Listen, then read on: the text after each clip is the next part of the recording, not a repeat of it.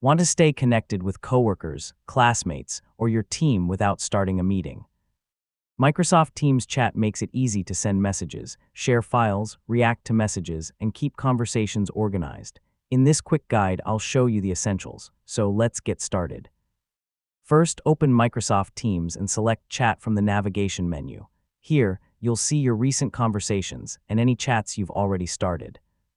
To start a new conversation, select the New Chat button. Search for a person's name or enter their email address, then select the correct contact. From there, you can type your message in the chat box. Type your message and press enter to send it. You can also format your text, add emojis, GIFs, or other available content. Use formatting when you need to make an important detail stand out. When someone sends you a message, you can reply directly or use a reaction. Hover over a message to reveal the available options, then choose a reaction or select reply when available. Need to share a document or image? Use the attachment option in the chat and choose the file you want to send.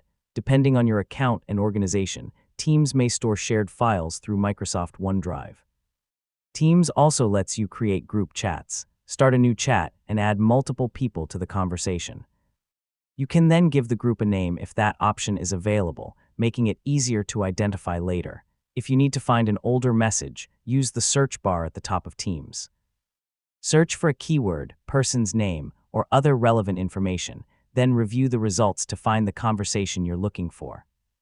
Finally, you can manage notifications so Teams doesn't interrupt you constantly. Open your profile or settings and review the notification options for chats and messages. Adjusting these settings can make Teams much easier to use, and that's how to use chat in Microsoft Teams.